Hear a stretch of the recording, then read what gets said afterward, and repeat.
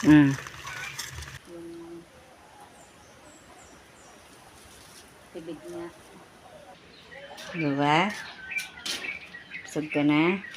Tingnan niyo po ang tiyan niya. Bye-bye!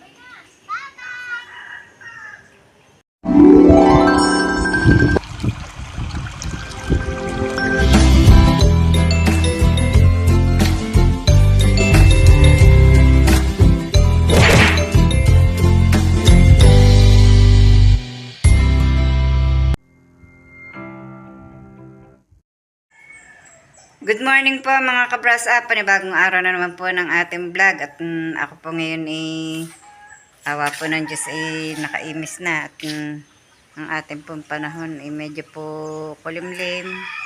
Ayan o. Tingnan niyo po, ang lamig na naman po ng umaga.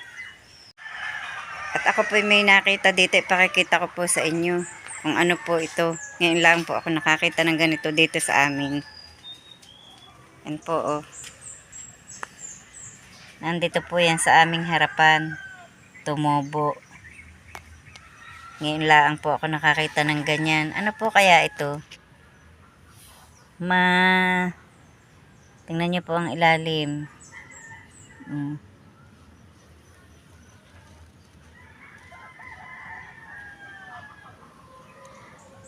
Hindi ko po malaman kung ito po yung pong tinatawag na kulat-kulat. Ako po yung pong ito po kaya nakakain. Para po siyang kabuti, pero ba't po siya ganyan? Ang alam ko pong kabuti, ang dahon po ay yung nakaganito. Yan, nakaganyan, nakatungo. Siya po yung parang nakasahod.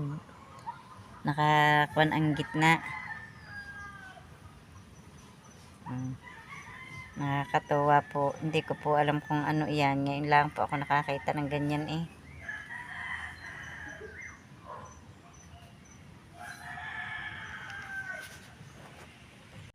Ayan na nga po, naulan na.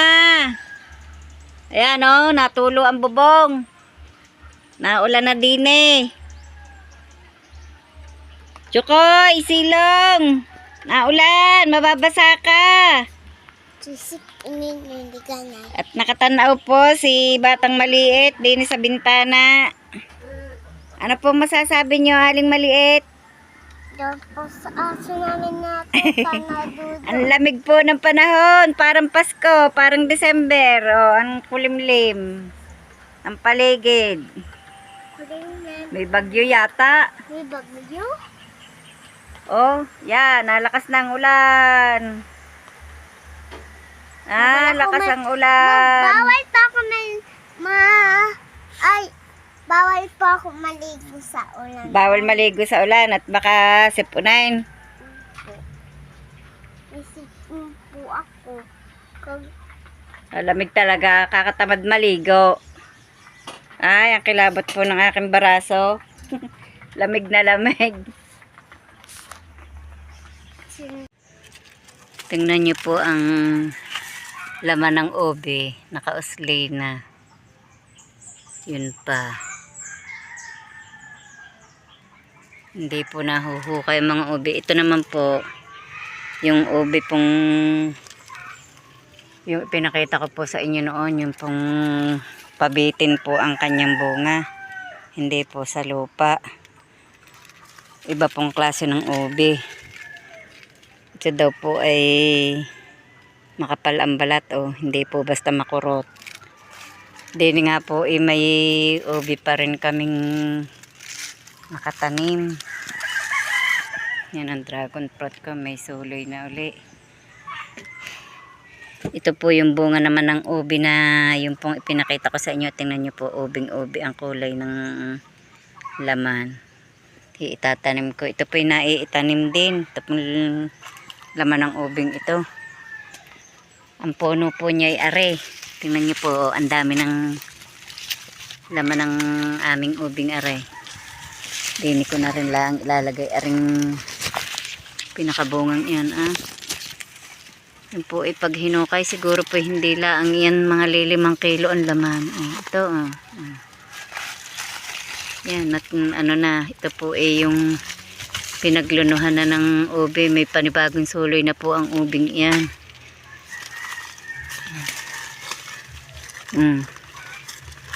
Yan oh. Ari po yung dati niyang laman na lumaman na din po ulit. Ang laki na po ng laman niya.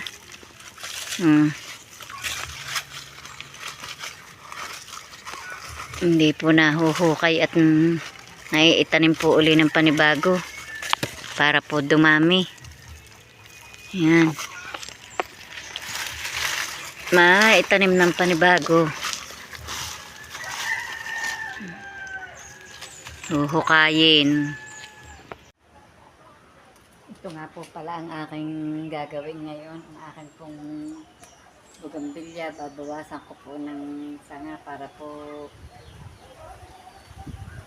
sumuloy po ng panibago at gumanda po ang bulaklak. At ito naman po ang pinutol kong ito, itatanim ko para po ito po ipuputulin ko pa rin at para po yung suloy niya maganda. Tatanim ko po ulit yan. Babawasan po natin ang sanga. Sobra na pong lago. Yan, aalsamtin po natin ang pinaka damo. At ang dami na po ng bagin. Ginapangan na.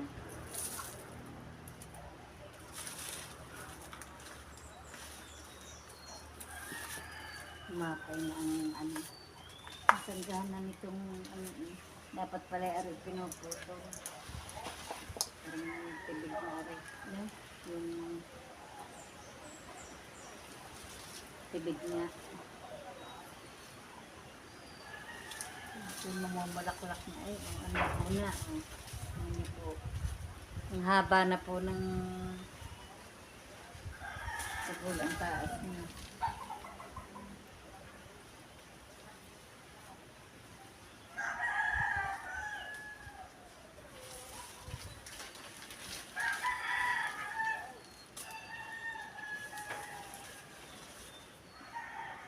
Aalsan po natin ang bagin. Saka po yung mga ito yung sanga.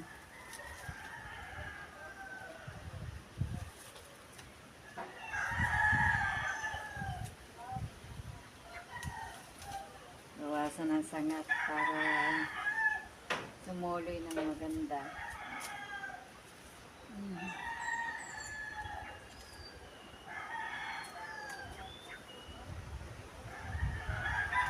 Lalabas po ang pinakabulaklak nito pagka po nagsuluyan. Hindi na makahaba o.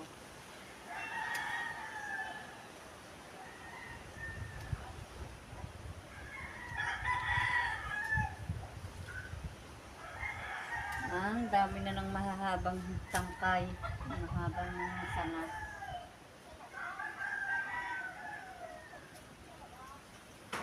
Ito po'y kulay violet. Kulay violet po ang bulaklak nito.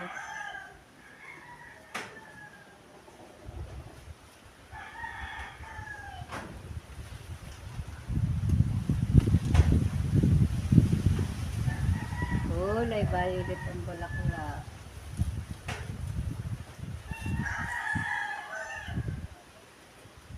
Taas na noon.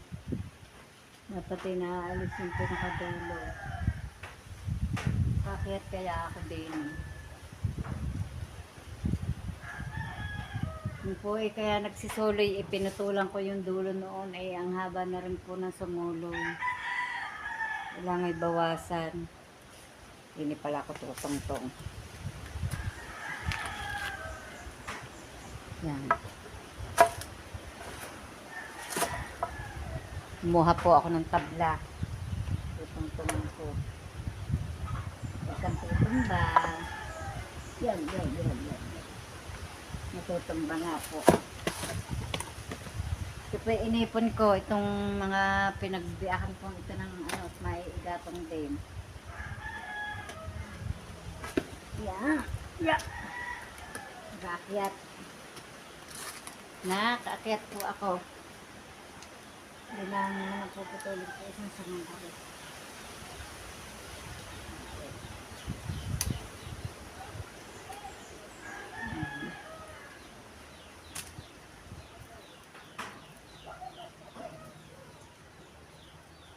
Bubulaklak na.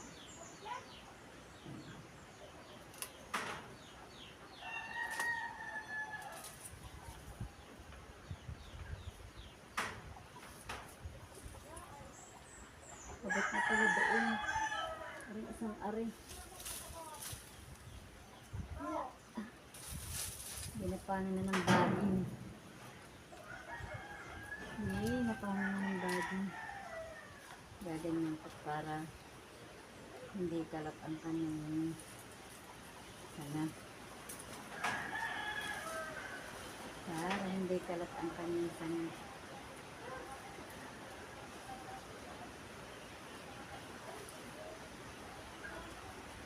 Tatalian ko pala. Yan. Makakuha ng tali. Tatalian ko po at para ipon. Hindi siya kalat.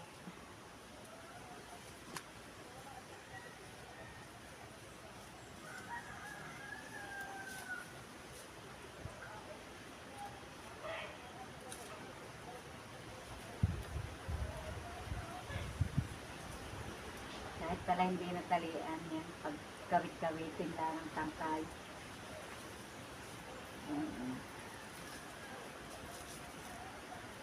Yan. Ayos na po. Ito pong mga tangkay na ito akin, baka po maiitanim ko ulit. Yung magulang lang na tangkay. Tulad na rin. Pwede po itanim at magulang na.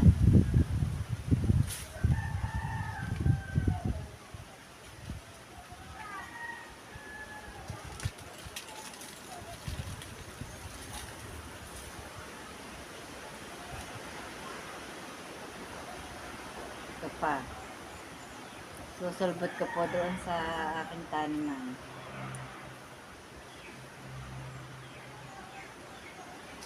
Puputulin ko po ang pinakadulo.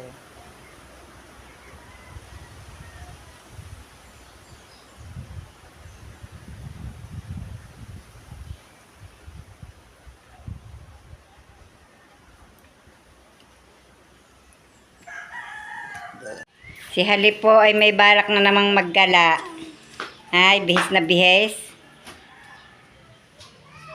Ang mag-ina po ni Robilin at ni Hali papunta po ng Matipok.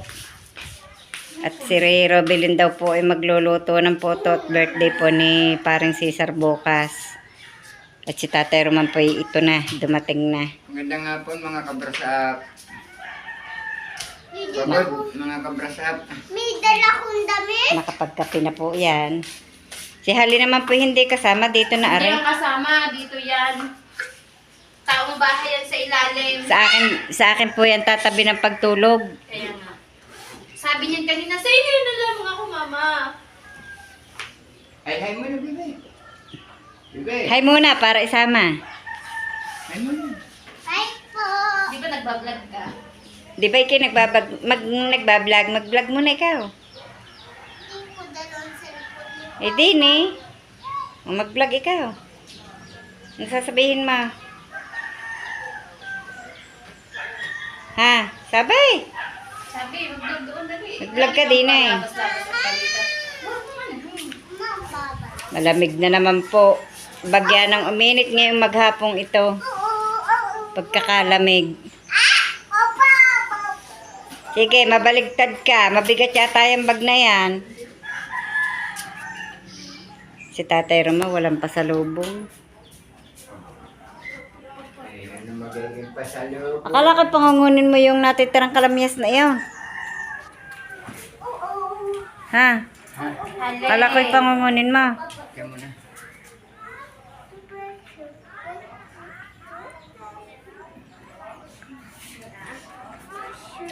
Ay, maaga pa. Inaantok na agad sa panahon. Wala si Big, si Bruno. Nariri yan sa labas. Iniwalay mo na inahay. Inalis ko muna at kinakaykay ang patoka. Ay di mamaya na mailagay. Maisama ulit. Sa araw ay alihin. Pag pinatutok ako, tinatanggal ko ang inahin. Ayun. Nang, saan ka punta ma? Kikinsle, bibe? Ah, sa punta ma? Kinsle. Kinsley po.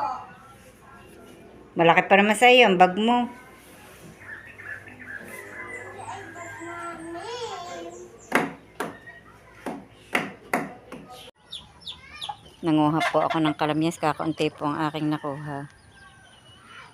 Hindi ko na po talaga maabot. Ang tataas na po, oh. Puntahan ko po muna saglit si Lowa.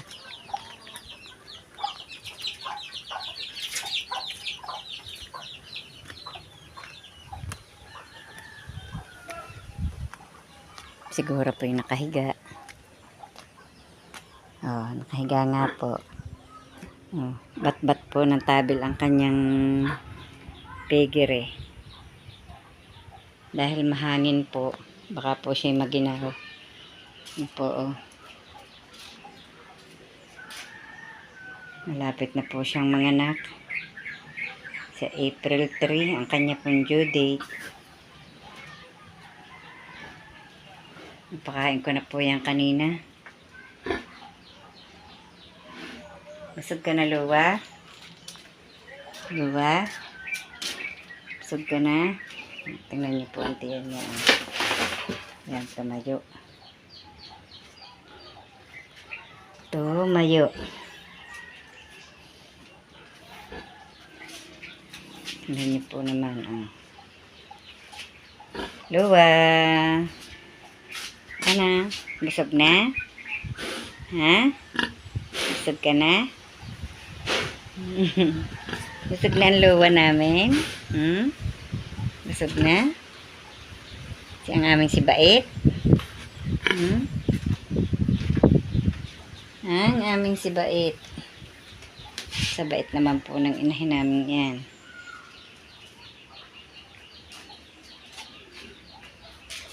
Ano? Babay na? Babay na, Luwa? Yun, hapon na. Ngayon po, nagpakita si Araw. Pero may pagkakulimlim pa rin po. Namumulaklak na ang mga abukado. Malapit na uling mamunga. Bulaklakan na. Ang bubong po ng aming piggery nasira na. Oh. Hindi pa po maibili ng yero at wala pang maipambili.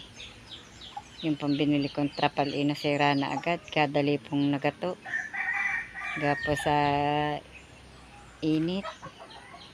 Ang aking malunggay ikawan. May bunga. Yun, may bulaklak, may bunga. Ang papaya, hindi pa namumunga. May mga puno po kami ng papaya din eh. Yan, marami po kaming puno ng avocado dito. Oh, mga avocado po yan. Yan po ipag namunga, mga buwan po ng Agosto or September. Yan, may buko na po. Mga September, napapanguhan na. Aba, may puso na uli ang saging. Bubuwig na uli. Ang laki ng puso. Yun. Oh, kita niyo po yun. Ang laki ng puso. Nakita-kita ang bunga ng kalamyas. Katataas na ba naman? Sayang, hindi mapanguhan. Ang lalaglag tuloy. Hindi po naman ako makaakyat. Yung mga binilad ko po ay RA. Yan, may mga natutuyo na. Bukas po ay aking paaarawan ulit yan.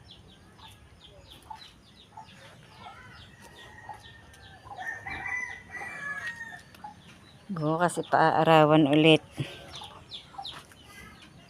Nakapagpatoka na rin ako ng mga manok.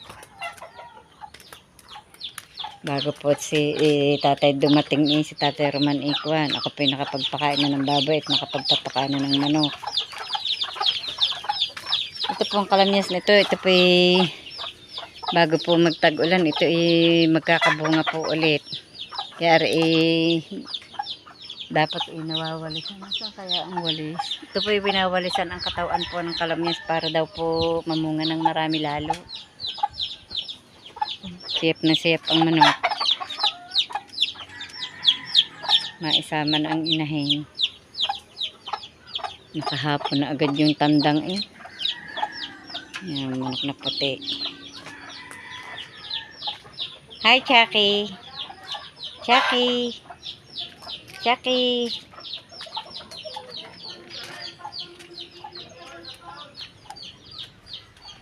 May bulaklak din po dining maganda. Ari po yung ang dahon para pang sasaging. Pula ang bulaklak.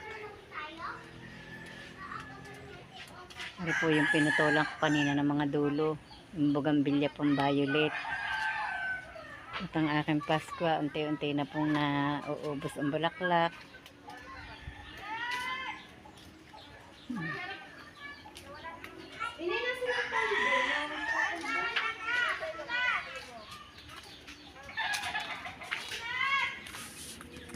Bornok!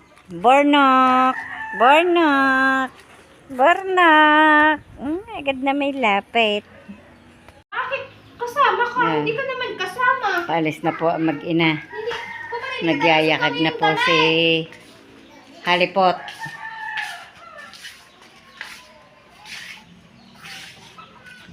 Nagyayakag na si Halipot. Wala pa po ang sundo. Kaya nga naalis wala pa po ang sundo. Susunduin daw po ni Makoy. At si Makoy po nasa Matipok. Doon po nagtatrabaho. Dahan-dahan. Doon po kina Samboy. Babay na sa inan. Uuwian mo ako ng puto bukas ha. Uuwian mo ako ng puto bukas.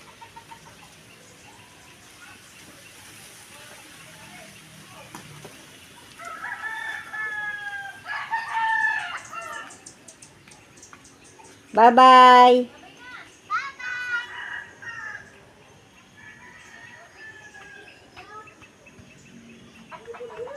Wala pang tao sa kubo ngayon.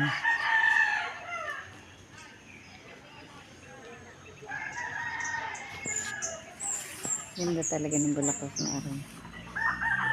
Kulay violet.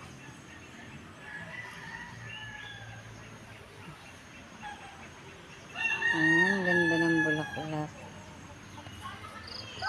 Dito po yan nakatanim sa pinutol ko pong tubigan. Nilagyan ko po ng pusot po ng niyog pong pinaglagarian.